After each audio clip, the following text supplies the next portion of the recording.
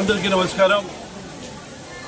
ఈరోజు రేపు ఎల్లుండి ప్రఖ్యాతిగాంచిన గుంటకల్ పట్టణమునందు మసనయ్య స్వామి దర్గా అంటే చాలా పవిత్రత। ఎన్నో రాష్ట్రాల నుంచి కూడా అన్ని గ్రామాల నుంచి సంవత్సరానికి ఒక్కసారి అంటే ఈరోజు 390 సంవత్సరాలకి మసనయ్య స్వామి ఉరుసు జరగడం చాలా అద్భుతంగా ఉంది। చూస్తుంటే ఎక్కడ లేనంత ఆనందం, ఎక్కడ లేనంత భక్తి జనాలు ఈ స్వామిని దర్శించుకోవడం అంటే అందరూ కూడా అదృష్టంగా భావిస్తున్నారు। మేము కూడా చిన్నతనము నుంచి చూసాము। చుట్టుముట్టు ఉన్న 100 కిలోమీటర్ల దూరము కావచ్చు, ఇతర జిల్లాల నుంచి కావచ్చు, ఎక్కడ చూసినా కూడా సంవత్సరానికి ఒకసారి మసనయ్య దర్గా అంటే చాలా బ్రహ్మాండమైన దర్గా।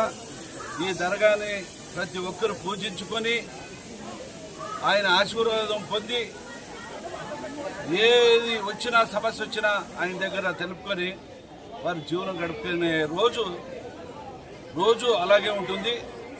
కాబట్టి అలాంటి దర్గాని నేను అప్పటి నుంచి చూస్తున్నా, ఇది అభివృద్ధికి నోచుకోలేని పరిస్థితి కనబడుతుంది। మొన్ననే నేను వక్ఫ్ బోర్డు చైర్మన్ కానీ వక్ఫ్ బోర్డు సీసీని కానీ వారితో మాట్లాడడం జరిగింది। దాదాపుగా ప్రతి సంవత్సరం 50 లక్షల రూపాయలు ఈ దర్గాకి భక్తాదులతో వాళ్ళు ఇచ్చిన విరాళాలు కావచ్చు, అన్ని విధాలుగా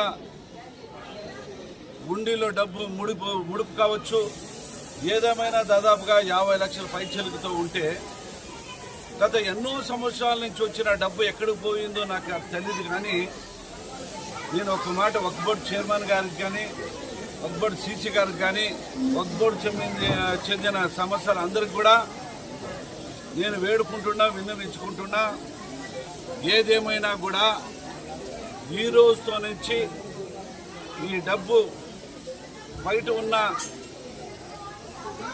గంగరాటాలకు కావచ్చు, దీనికి వచ్చే ఆదాయం కావచ్చు, దీనికి వచ్చే ఉండి ఆదాయం కావచ్చు, ఏ ఆదాయం అయినా కూడా మా దర్గాకి డెవలప్మెంట్ చేసేదానికి మేము వాడుకుంటామని చెప్పి ప్రత్యేకంగా నేను వాళ్ళని కోరుకుంటున్నాను। ఇన్ని సంవత్సరాలు మీరు మా దర్గాది